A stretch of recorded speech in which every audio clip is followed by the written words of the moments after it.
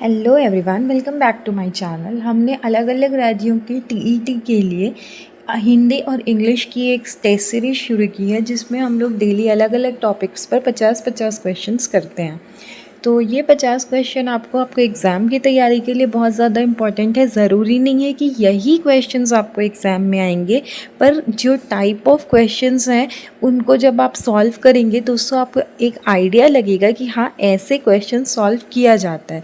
तो आपको question solve करने की कैपेबिलिटी मिलेगी। मैं कभी भी ये दावा नहीं कर रही कि जो क्वेश्चन मैं करवा रही हूँ वही क्वेश्चन एग्ज़ाम में आएंगे, बट ये दावा ज़रूर कर रही हूँ कि जब मैं क्वेश्चंस आपको सॉल्व कराऊंगी तो उससे रिलेटेड क्वेश्चन जब आपको आएंगे तो आप देखकर उसको सॉल्व कर सकते हैं। हमारी संधि और समास का वीडियो रिसेंटली अपलोड हुआ है। आप प्लेलिस्ट में जाकर के हिंदी और इंग्लिश दोनों की क्वेश्चंस चेक कर सकते हैं और उन क्वेश्चंस से अपनी प्रैक्टिस कर सकते हैं। तो आइए शुरू करते हैं हम आज का वीडियो। आज का हमारा टॉपिक है कारक। सबसे पहले हम कारक के बारे में जानेंगे और फिर उसके बाद हम देखेंगे कि अलग अलग कारक को पहचानना कैसे है, और फिर उसके बाद उससे रिलेटेड 50 क्वेश्चन सॉल्व करेंगे, जिससे आपकी प्रैक्टिस बहुत अच्छे से होगी। तो हम सबसे पहले देखते हैं कि कारक क्या है।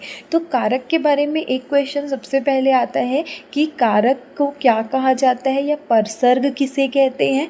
तो कारक जो है संज्ञा या सर्वनाम पर क्रिया के साथ संबंध बताने वाला जो शब्द है वो कहलाता है कारक, और कारक चिन्हों को कहा जाता है विभक्ति या फिर परसर्ग। तो विभक्ति या परसर्ग जो है ना, ये भी कभी कभी क्वेश्चन में आ जाता है कि कारक चिन्हों को खाली स्थान कहा जाता है। नेक्स्ट हम देखते हैं कारक के भेद और इनको पहचानने की ट्रिक। तो कारक के बारे में ये भी पूछा जाता है कि हिंदी में कुल कितने प्रकार के कारक होते हैं। तो हिंदी में कुल 8 तरह के कारक होते हैं। इनके बारे में याद करने की जो ट्रिक है वो नीचे दी गई है। तो सबसे पहले होता है हमारा कर्ता कारक। कर्ता कारक का जो विभक्ति चिन्ह है वो है ने। तो जो वाक्य में काम को करता है वो हो जाता है आपका कर्ता। वाक्य में क्रिया के साथ कौन या किसने लगाकर आपको पूछना है। अगर आपको पता चलेगा इसका उत्तर, मतलब वो कारक कौन सा है, कर्ता कारक है। जैसे उदाहरण है, राम ने खाना खाया, तो किसने खाना खाया, तो क्या आंसर आ रहा है, राम ने। तो ये कौन सा कारक हो जाएगा, कर्ता कारक। ठीक है। वर्तमान काल और भविष्य काल में ने चिन्ह गायब रहता है, लेकिन वहाँ पर भी कर्ता कारक होता है। ठीक है। तो कर्ता कारक को पहचान कैसे करेंगे, यहाँ पे विभक्ति चिन्ह लगा रहेगा। अच्छा, हम बोलेंगे कि हम तो ये भी बोल सकते हैं ना क्या खाया, तो क्या खाया नहीं बोल सकते। क्यों नहीं बोल सकते, क्योंकि यहाँ पे विभक्ति चिन्ह नहीं लगा है। जहाँ पे विभक्ति चिन्ह लगा है आपने क्वेश्चन वहाँ से पूछना है।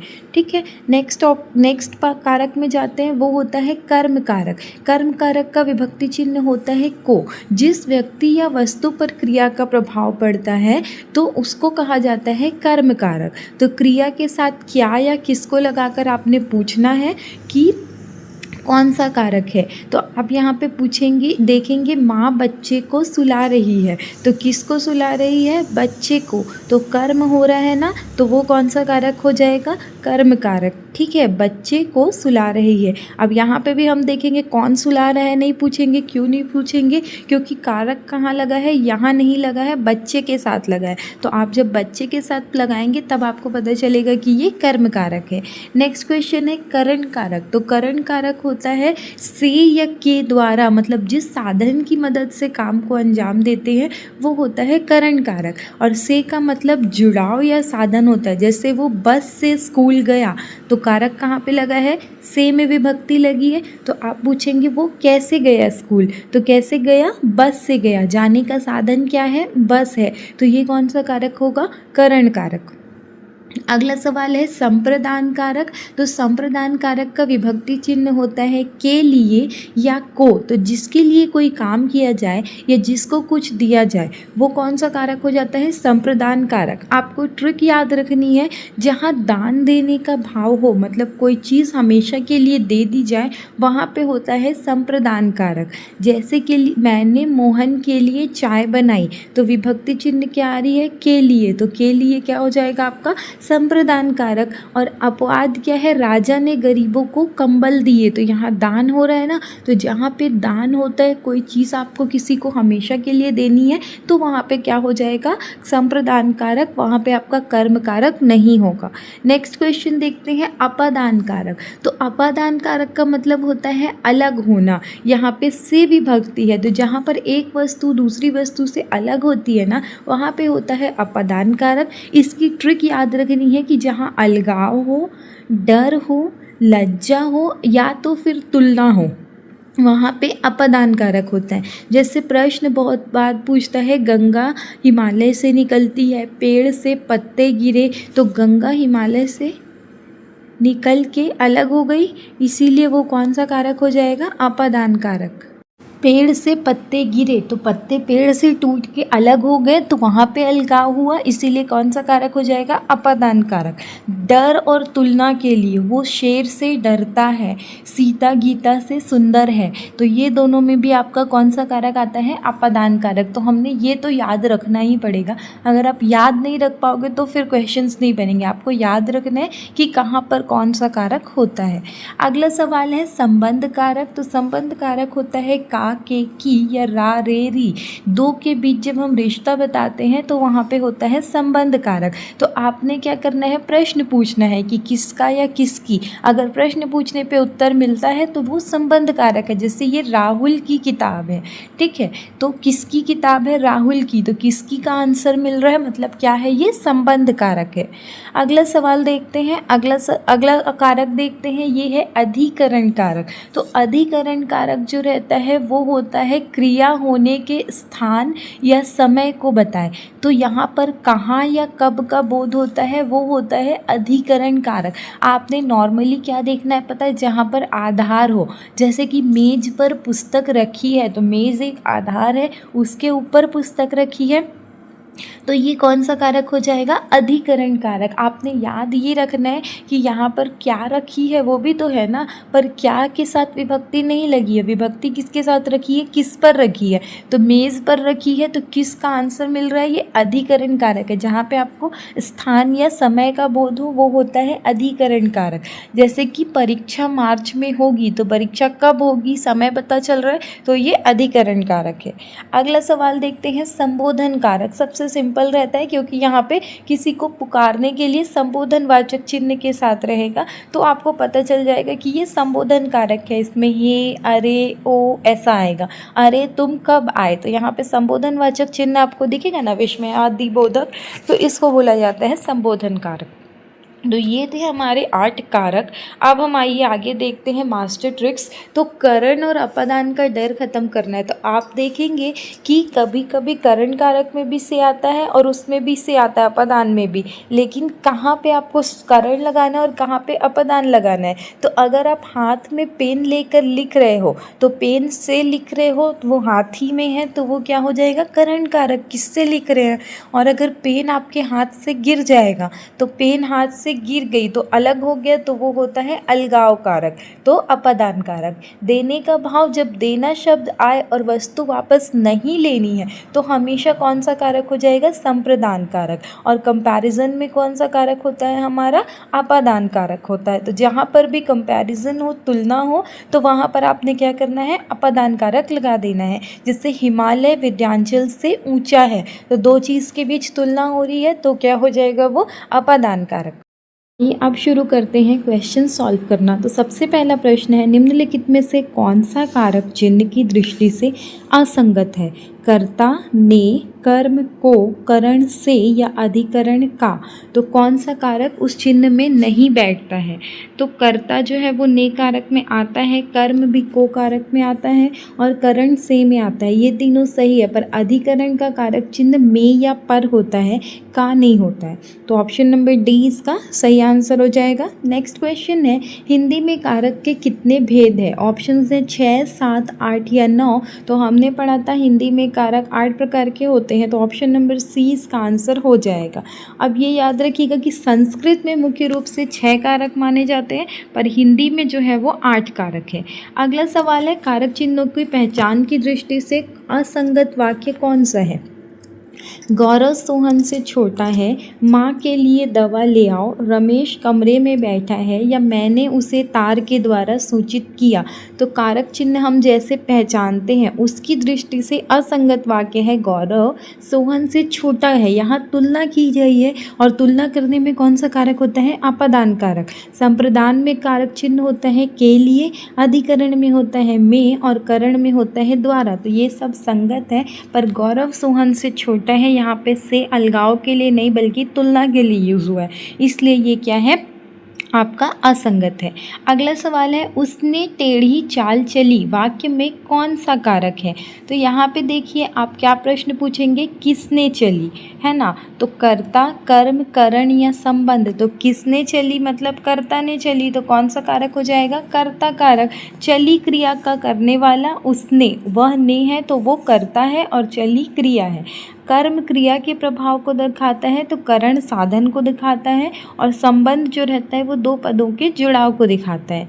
अगला सवाल है कोई व्यक्ति या वस्तु जिस आधार से अलग होती है या दूर होती है तो उस आधार में कौन सा कारक होता है? करण, संप्रदान, अपादान या संबंध। तो हमने आपको ट्रिक बताई थी कि जब भी कोई चीज़ किसी से टूट के अलग हो जाए तो वहाँ पे होता है अपादान कारक। तो आधार में कौन सा कारक हो जाएगा? अपादान कारक। जैसे पेड़ से पत्ते गिरे तो पत्ते पेड़ से टूटकर गिर गए ना, तो कौन सा कारक हो गया? अपादान कारक।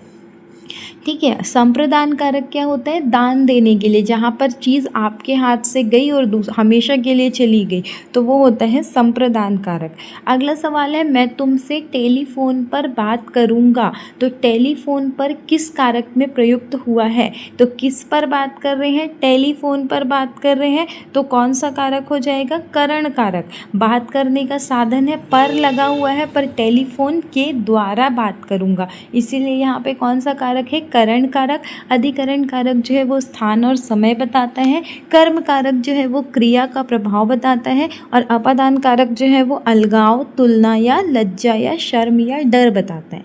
अगला सवाल है किस वाक्य में अपादान कारक का प्रयोग हुआ है? ऑप्शन है शिकारी के तीर से बाघ मारा, शिकारी ने होगा। हाथी के द्वारा पेड़ दहाया गया, सज्जनों की संगति से बुद्धि सुधरती है, या चूहा बिल से बाहर निकला। तो हमको बताना है अपादान कारक। अपादान कारक में क्या होता है? अलगाव होता है। तो अलगाव कहाँ से हो रहा है आपका? शिकारी के तीर से बाघ मारा गया, कुछ अलग नहीं हो रहा है। अगर बोलते शिकारी ने धनुष से तीर मारा तो धनुष से तीर अलग हो रहा है, तब अलगाव होता, इसीलिए ये तो अपादान कारक नहीं होगा। हाथी के द्वारा पेड़ दहाया गया, ये भी नहीं है क्योंकि वहाँ अलग नहीं हो रहा, वहीं गिर रहा है। सज्जनों की संगति से बुद्धि सुधरती है, तो सज्जनों की संगति से बुद्धि सुधरती है, यहाँ पे भी कुछ अलगाव नहीं है। चूहा बिल से बाहर निकला, तो बिल में से निकल के चूहा बाहर हो गया तो अलगाव हुआ। तो ये है आपका अपादान कारक, ऑप्शन नंबर डी।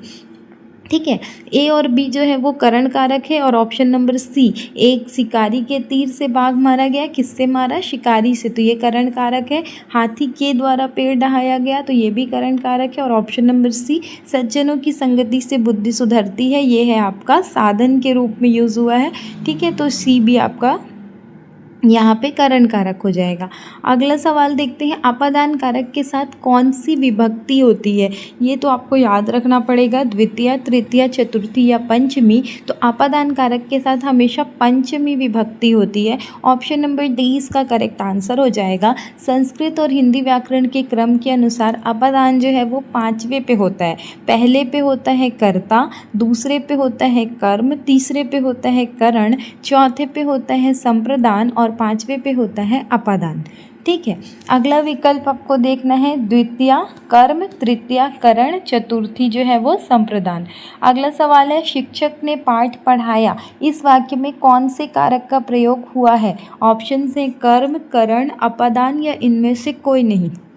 तो शिक्षक ने पाठ पढ़ाया, किसने पढ़ाया? शिक्षक ने पढ़ाया। आपको किस का उत्तर मिल रहा है ना, तो जहाँ पे किस हो जाएगा वो क्या हो जाएगा? कर्ता कारक। पर यहाँ पे कर्ता का ऑप्शन दिया नहीं है, इसलिए इसका आंसर हो जाएगा इनमें से कोई नहीं। क्या पढ़ाया पूछेगा तो पाठ पढ़ाया, तो पाठ वहाँ पे कर्म है, पर हमको यहाँ पे शिक्षक ने पूछा था, इसीलिए यहाँ पे आपको मुख्य ध्यान किस में देना है? शिक्षक ने पर। तो आपको कौन सा कारक मिल रहा है यहाँ पे? इनमें से कोई नहीं। अगला सवाल देखते हैं माँ ने बाजार से कपड़ा खरीदा। तो रेखांकित शब्द है कपड़ा, इस कपड़े में कौन सा कारक है? कर्ता, कर्म, करण या संप्रदान। तो क्या खरीदा? कपड़ा खरीदा। तो वो कौन सा कारक हो जाएगा आपका? कपड़ा कर्म कारक, क्योंकि क्या का उत्तर मिल रहा है, तो क्रिया का प्रभाव कपड़े पर पड़ रहा है, इसलिए ये कर्म कारक है। माँ ने खरीदा, तो माँ जो है वो कर्ता कारक है। और कहाँ से खरीदा? बाजार से खरीदा। बाजार से वो चीज़ हट गई, तो बाजार में कौन सा कारक हो जाएगा? अपादान हो सकता था। ठीक है, अगला सवाल देखते हैं। यह ताले की चाबी है, इसमें कौन सा कारक है? अपादान, करण, कर्ता या संप्रदान। तो ताले की चाबी जो रहती है वो ताले के लिए होती, तो भले ही आप की लिखे हो पर वो क्या है? के लिए। और के लिए विभक्ति किसकी यूज़ होती है? संप्रदान की। तो ताले की चाबी है में कौन सा कारक हो जाएगा? संप्रदान कारक। ठीक है, कई जगह पर इसको संबंध भी मानते हैं, पर मोस्टली ये कौन सा कारक है? संप्रदान कारक है। अपादान अलगाव के लिए और करण साधन के लिए यूज़ होता है। अगला सवाल है, कानो सुनी बात पर यकीन मत करो, रेखांकित पद में कारक बताइए। कानो सुनी बात पर आपको बताना है कि यकीन मत करो कौन से कारक है? करण, कर्म, संप्रदान या अपादान। तो कानो सुनी में कौन सा कारक है? कानो सुनी मतलब कान से सुनी, सुनने का साधन क्या है? कान है, तो वो कौन सा कारक हो जाएगा? करण कारक। कर्म जो रहता है वो प्रभाव को बताता है, संप्रदान जो है वो हित को बताता है, और अपादान अलगाव को बताता है। अगला सवाल है, किस वाक्य में करण कारक के विभक्ति चिन्ह का प्रयोग हुआ है? पैरों से चलना, यात्रा, आकाश से गिरी बूंद, रेल से उतरा मुसाफिर या इनमें से कोई नहीं। तो कौन से वाक्य में करण कारक है? तो हम देखते हैं क्या बोला जा रहा है? पैरों से चलना, यात्रा। तो पैर से चल रहे हैं, तो ये जो है आपका करण कारक है, पैर चलने का साधन है। और बी और सी क्या है? अपादान कारक है, क्योंकि इसमें क्या हो रहा है? अलगाव हो रहा है। आकाश से गिरी बूंद, तो बूंद गिर के आकाश से अलग हो गई। रेल से उतरा मुसाफिर, मुसाफिर उतर गया, तो ये दोनों अपादान कारक है। अगला सवाल है, निम्नलिखित वाक्यों में से अपादान कारक से युक्त वाक्य कौन सा है? राम रावण के बाण से मारा गया, रवि ने पत्नी द्वारा खाना बनवाया, लोगों ने डाकुओं को भगाया, या राम ने अपने पुत्र से नाता तोड़ लिया। तो यहाँ पे देखिए कि राम रावण के बाण से मारा गया, तो किससे मारा गया? बाण से मारा गया, कुछ अलगाव नहीं है, तो ये अपादान है नहीं। रवि ने पत्नी के द्वारा खाना बनवाया, तो पत्नी से खाना बनवाया, अलगाव, डर, तुलना कुछ है नहीं है, तो ये भी नहीं होगा। लोगों ने डाकुओं को भगाया, अगर आता लोग डाकुओं से डरे तो होता अपादान, पर उन लोगों ने भगा दिया, तो यहाँ पे कोई अपादान नहीं है। पर राम ने अपने पुत्र से नाता तोड़ा, तो तोड़ के अलग कर दिया, तो ये है आपका अपादान कारक। Option number D. ए और बी जो है वो करण कारक है, और ऑप्शन नंबर सी जो है वो कर्म कारक है। अगला सवाल है, उस जगह एक सभा होने जा रही है, इसमें रेखांकित पद में कौन सा कारक है? रेखांकित पद छूट गया है, कौन सा है रेखांकित पद? उस जगह। तो उस जगह क्या हो जा रहा है? क्या चीज़ का बोध कराएगी? जहाँ पे हमको स्थान मिलेगा, तो स्थान में कौन सा कारक होता है? अधिकरण कारक। तो ऑप्शन नंबर बी आपका करेक्ट आंसर हो जाएगा। अगला सवाल है, लड़के दरवाजे दरवाजे घूम रहे हैं, इस वाक्य में कौन सा कारक है? दरवाजे दरवाजे घूम रहे हैं मतलब वो हर घर जा रहे हैं, और कहाँ पर जा रहे हैं? उनके दरवाजे पर जा रहे हैं, तो पर आ रहा है, पर जो है वो स्थान को बता रहा है, कहाँ पर घूम रहे? दरवाजे दरवाजे। तो कौन सा कारक हो जाएगा स्थान के लिए? अधिकरण कारक। तो ऑप्शन नंबर डी इसका करेक्ट आंसर हो जाएगा। अगला सवाल है, यान की गति तेज़ है, इसमें कौन सा कारक है? तो यहाँ पे देखिए की है, किसकी है? यान की है। तो आपको बताना है की कौन सा कारक में होता है? करण में होता है, संप्रदान में होता है, संबंध में होता है या अधिकरण में होता है? तो की होता है संबंध कारक में, इसलिए ऑप्शन नंबर सी इसका करेक्ट आंसर हो जाएगा। ठीक है, करण जो रहता है वो साधन के लिए, संप्रदान की विभक्ति है के लिए, और अधिकरण की विभक्ति है में या पर। अगला सवाल है, मैं 3 मिनट से आ रहा हूँ, वाक्य में कौन सा कारक हो जाएगा? ऑप्शन से कर्ता, संबंध, संप्रदान या अधिकरण। तो यहाँ पे क्या दिया है? 3 मिनट में, और समय और स्थान के लिए कौन सा कारक होता है? अधिकरण कारक होता है। तो ऑप्शन नंबर डी इसका करेक्ट आंसर हो जाएगा। कर्ता की विभक्ति होती है ने, संबंध की विभक्ति होती है का या की, और संप्रदान की विभक्ति होती है के लिए। अगला सवाल देखते हैं, हनुमान ने संजीवनी बूटी से लक्ष्मण के लिए होश लाए। इस वाक्य में त्रुटि पहचानिए। तो लक्ष्मण संजीवनी बूटी से है, लक्ष्मण के लिए है, या होश लाए हैं, या कोई त्रुटि नहीं है। वैसे तो वाक्य ही सही नहीं लिखा है, वाक्य होना चाहिए हनुमान जी संजीवनी बूटी से लक्ष्मण को होश में लाए। पर इसमें आपको अगर सही देखना है तो जो वाक्य में सबसे ज़्यादा त्रुटि है, होश लाए नहीं हो जाएगा, क्या होगा, उनको होश में लाए। तो ऑप्शन नंबर सी इसका करेक्ट आंसर हो जाएगा। होश लाए के स्थान पे होना चाहिए होश में लाए या मूर्छा दूर की। तो कारक चिन्हों की असंतुलन से क्रिया प्रभावित हो रही है। अगला सवाल है वो अगले साल आएगा, इस वाक्य में कारक बताइए।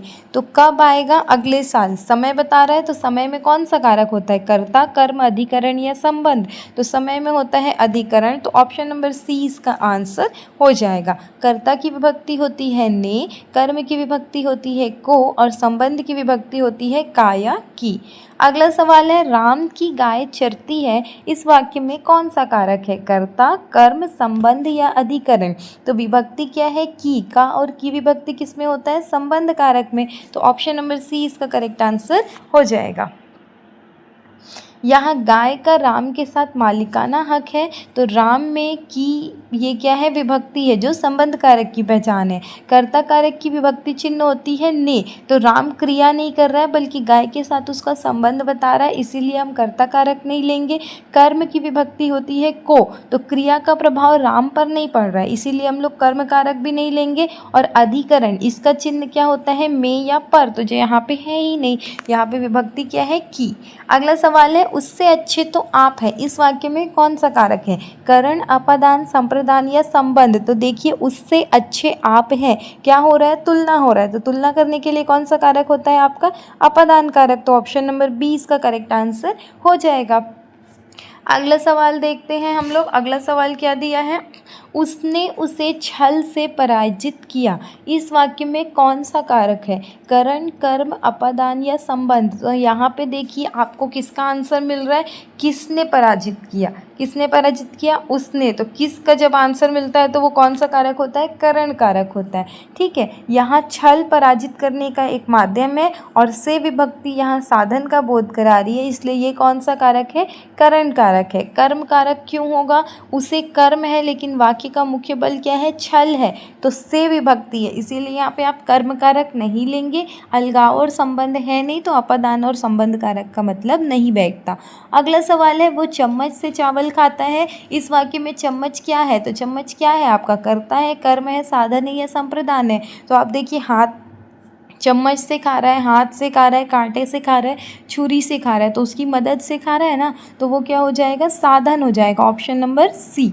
ठीक है, साधन करण कारक, कौन सा कारक है पूछेगा तो करण कारक है, और चम्मच क्या है, साधन है। अगला है माँ के लिए दवा ले आओ, वाक्य में कौन सा कारक है, अपादान, संप्रदान, अधिकरण या संबंध। तो किसके लिए दवा लाना है, माँ के लिए दवा लाना है, तो ये कौन सा कारक हो जाएगा आपका, संप्रदान कारक। जिसमें कोई क्रिया की जाती है या कुछ दिया जाता है वहाँ संप्रदान कारक होता है, के लिए जो है वो संप्रदान की स्पष्ट विभक्ति है। अपादान तो होगा नहीं क्योंकि अलगाव नहीं है, स्थान और समय नहीं है तो अधिकरण नहीं होगा, और कोई संबंध नहीं है तो संबंध कारक भी नहीं होगा। अगला सवाल है वो पब्लिक के हाथों मारा गया, इस वाक्य में कौन सा कारक है, करण, कर्म, अपादान या संबंध।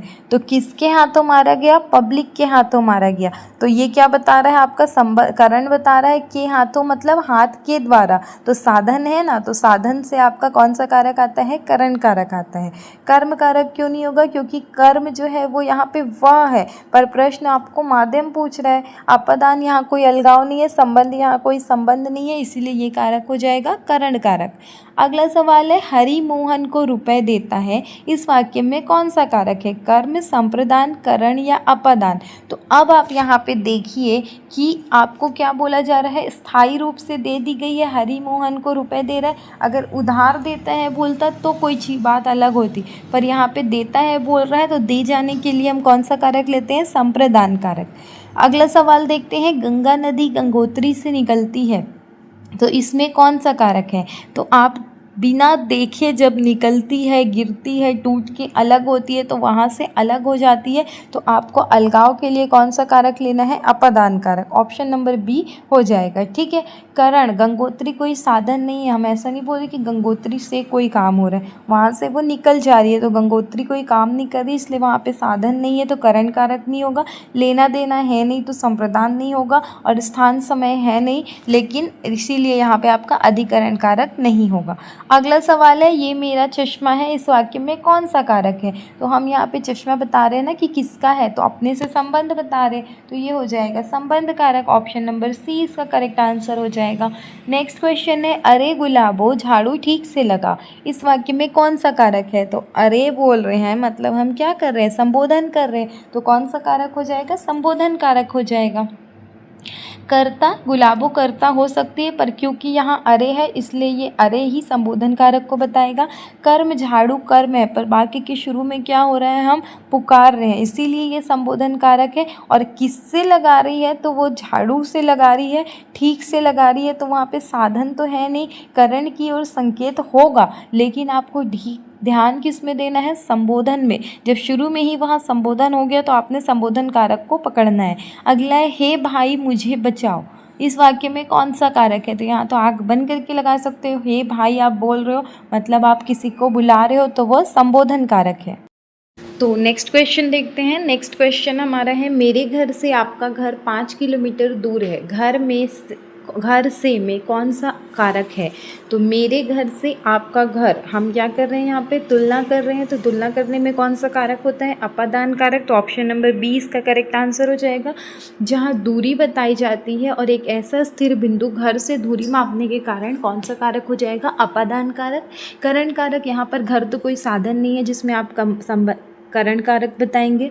संबंध कारक क्या है? मेरे में संबंध है पर घर से में संबंध है नहीं, इसमें क्या है? अपादान कारक है।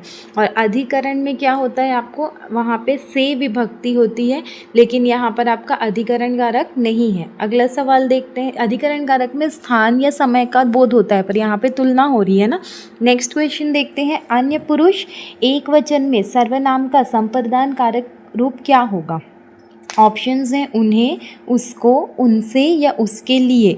तो इसमें हो जाएगा उसके लिए, अन्य पुरुष वह है, और संप्रदान विभक्ति के लिए होता है, तो वो हो जाता है उसके लिए। तो संप्रदान का ये शुद्धतम रूप है। अन्य विकल्प देखेंगे, उन्हें तो ये बहुवचन रूप है, उसको ये कर्म कारक भी हो सकता है, और उनसे जो है ये करण या अपादान कारक होता है।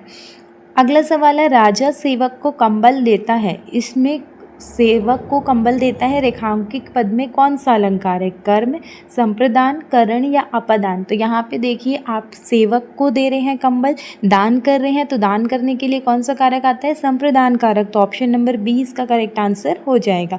ठीक है। अगर आप कोई भी चीज़ दान करते हैं तो वहाँ पे कारक क्या होगा? संप्रदान होगा, चाहे विभक्ति कुछ भी रहे। कर्म, यदि सेवक को डांटा जाता तो कर्म होता, पर यहाँ पे दान कर रहे हैं इसलिए ये संप्रदान है, करण नहीं है क्योंकि यहाँ साधन का अभाव है। और अपादान, यहाँ राजा से कंबल अलग हो रहा है पर क्योंकि हम दे रहे हैं इसीलिए वो संप्रदान है। अगला है पिताजी। अगला सवाल है, पिताजी को नमस्कार। तो पिताजी को नमस्कार, इस वाक्य में कौन सा कारक है? कर्म, संप्रदान, करण या संबंध। तो यहाँ पे विभक्ति क्या है? को, पिताजी को नमस्कार, तो ये हो जाता है संप्रदान कारक। संस्कृत व्याकरण का जब प्रभाव होता है तो नम या नमस्कार में चतुर्थी या संप्रदान कारक माना जाता है। कर्म कारक अगर हमको को लगा है तो हम कर्म कारक मान सकते हैं, पर नमस्कार के संदर्भ में आपको क्या लेना पड़ेगा? संप्रदान कारक लेना पड़ेगा। यहाँ कोई साधन है नहीं, संबंध है नहीं, इसीलिए ये करण और संबंध नहीं होगा। अगला सवाल है, निम्नलिखित में से किसमें करण कारक के चिन्ह का प्रयोग हुआ है? सिंह वन में रहता है, भोजन के निमित्त पधारिए, या लड़का दर्द के मारे छटपटा रहा है। तो करण कारक क्या होगा? इसमें कौन सा करण कारक है? करण कारक क्या होता है? जहाँ पे साधन होता है। तो साधन किस में दिख रहा है आपको? लड़का दर्द के मारे, या दर्द की वजह से, दर्द के कारण से। तो साधन क्या है? दर्द है, तो ये कौन सा कारक हो जाएगा? करण कारक। सिंह वन में रहता है तो रहना है, स्थान बता रहे हैं तो वो अधिकरण कारक। भोजन के निमित्त, भोजन के लिए बुला रहे हैं तो ये संप्रदान कारक। और यहाँ पे सही क्या है आपका, लड़का दर्द से छटपटा रहा है। अगला सवाल है राम सीता से सुंदर है, इस वाक्य में कौन सा कारक है। तो यहाँ पे आप तुलना कर रहे हो, तुलना करने के लिए कौन सा कारक होता है, अपादान कारक, ऑप्शन नंबर बी हो जाएगा। करण कारक में साधन होना चाहिए, संप्रदान में के लिए होना चाहिए और संबंध में संबंध होना चाहिए, पर तुलना में संबंध नहीं आता। अगला सवाल है लड़का पेड़ से गिरा, तो पेड़ से गिर गया, तो पेड़ से गिरने में कौन सा कारक आ जाएगा, वहाँ से हट के दूसरी जगह आ गया तो अपादान कारक, ऑप्शन नंबर बी। ठीक है, आदमी गिरे, पत्ता गिरे, फल गिरे, पर वहाँ से हट के अलग हो गया, इसलिए ये अपादान कारक है। अगला है बादलों से ओले गिरे, गिरे बादल में थे, वहाँ से हट गए, तो कौन सा कारक है, अपादान कारक।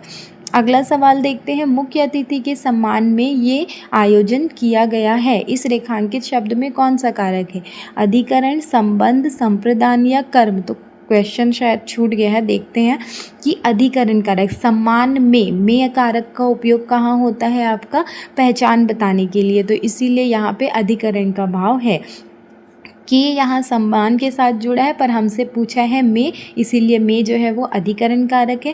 संप्रदान तो है नहीं क्योंकि किसी को कोई चीज़ आप दे नहीं रहे हो, और कर्म भी नहीं है, आयोजन खुद में एक विषय है, कर्म नहीं है। अगला सवाल है वो अगले साल आएगा, इस वाक्य में कौन सा कारक है। तो यहाँ पे क्या बता रहे हैं, अगले साल, अगले साल क्या है, समय है, समय के लिए कौन सा कारक यूज़ होता है, अधिकरण कारक, तो ऑप्शन नंबर डी इसका करेक्ट आंसर हो जाएगा। ठीक है, नेक्स्ट क्वेश्चन की तरफ जाते हैं। वीरू ने अपनी बहन को पुस्तक दी, इस वाक्य में बहन को कौन सा कारक है, कर्म, संप्रदान, संबंध या कर्ता। तो हमसे पूछा है बहन को, वीरू ने दी तो वो संप्रदान हो जाएगा, पर बहन को दी, तो बहन को दी है तो वो भी संप्रदान है। जब भी कोई वस्तु किसी को स्थायी रूप से दी जाएगी तो वो कौन सा कारक होता है, संप्रदान कारक होता है। को विभक्ति होने पर भी संप्रदान कारक होता है, देने का अर्थ जहाँ पे आया वहाँ पे कारक क्या हो जाएगा, संप्रदान। कर्म अगर बहन को बुलाया होता तो कर्म होता, पर यहाँ पे बहन को दिया है इसलिए संप्रदान है। संबंध अपनी बहन से संबंध है, पर बहन को में कौन सा कारक है, संप्रदान कारक है, और कर्ता कौन है, यहाँ पे वीरू है। अगला सवाल है राम ने रावण को बाण से मारा, इस वाक्य में बाण से में कौन सा कारक है, तो किससे मारा, बाण से, तो क्या है वो साधन है, और साधन में कौन सा कारक होता है, करण कारक, तो ऑप्शन नंबर सी आपका करेक्ट आंसर हो जाएगा। संप्रदान अपादान तो है नहीं क्योंकि ना किसी को कुछ दे रहे हैं, ना कोई अलगाव हो रहा है, और कर्ता यहाँ पे राम है क्योंकि उन्होंने काम किया है। अगला सवाल है शिष्य गुरु से व्याकरण पढ़ता है, इस वाक्य में कौन सा कारक है, अपादान, करण, संप्रदान या कर्म। तो व्याकरण में कारक का एक स्पष्ट नियम है कि जब कोई नियमबद्ध चीज़ सीखी जाती है और पढ़ी जाती है तो वो कारक होता है हमेशा अपादान कारक। तो इसमें अपादान कारक हो जाएगा, इसमें नियम पूर्वक अगर विद्या सीखी जाए तो उसमें अपादान कारक होता है। यहाँ गुरु है ज्ञान का स्रोत जिससे शिष्य विद्या ग्रहण कर रहा है। ठीक है, करण कारक यहाँ गुरु साधन नहीं है, गुरु से वो विद्या ले रहा है। संप्रदान यहाँ गुरु को कुछ दिया नहीं जा रहा है, और कर्म यहाँ व्याकरण कर्म है, पर गुरु से शिक्षा लेना क्या हो जाएगा, अपादान कारक हो जाएगा। अगला सवाल है चारपाई पर भाई साहब बैठे हैं, कहाँ बैठे हैं, चारपाई पर, आधार है, स्थान बता रहा है, तो कौन सा कारक होगा, अधिकरण कारक, ऑप्शन नंबर डी इसका करेक्ट आंसर हो जाएगा। नेक्स्ट है बालक शेर से डरता है, इस वाक्य में कौन सा कारक है, करण, अपादान, कर्म या संबंध। डरना, डरना के लिए कौन सा कारक लेते हैं, अपादान, तो option number B correct answer. Next question देखते हैं। नेक्स्ट क्वेश्चन है वो कुल्हाड़ी से वृक्ष काटता है। ऑप्शंस आपको दिया है अपादान कारक, संप्रदान कारक, अधिकरण कारक या करण कारक। तो देखिए क्या है, साधन है, किससे काटता है, कुल्हाड़ी से। तो जहाँ पे साधन आता है वो कौन सा कारक होता है, करण कारक, तो ऑप्शन नंबर डी इसका करेक्ट आंसर हो जाएगा। नेक्स्ट क्वेश्चन की तरफ जाते हैं। गरीबों को अन्न दो, गरीबों को अन्न किस में देना है, दान में देना है। तो दान में देने में कौन सा कारक होता है, संप्रदान कारक, तो ऑप्शन नंबर बी हो जाएगा संप्रदान कारक। नेक्स्ट क्वेश्चन है हे राम ये क्या हो गया, इस वाक्य में कौन सा कारक प्रयुक्त है। ऑप्शंस है संबंध कारक, अधिकरण कारक, संबोधन कारक या कर्ता कारक। तो यहाँ पे देखिए हे राम बोला जा रहा है, मतलब यहाँ पे आपका क्या है, संबोधन हो रहा है, तो ये कौन सा कारक है, संबोधन कारक। नेक्स्ट क्वेश्चन देखते हैं। नेक्स्ट क्वेश्चन हमारा है क्वेश्चन नंबर 50 जो आज का लास्ट क्वेश्चन है, मेज पर पुस्तक पड़ी है। इस वाक्य में मेज शब्द में कौन सा कारक है? तो यहाँ पे देखिए क्या बोला जा रहा है, मेज पर पुस्तक पड़ी है। तो यहाँ पे स्थान बता रहा है और जहाँ पे स्थान बताता है और आधार होता है वहाँ होता है अधिकरण कारक। तो इसका करेक्ट आंसर हो जाएगा अधिकरण कारक। तो ये थे हमारे आज के 50 क्वेश्चंस। आई होप ये वीडियो आपके लिए हेल्पफुल हो। Thank you, have a nice day.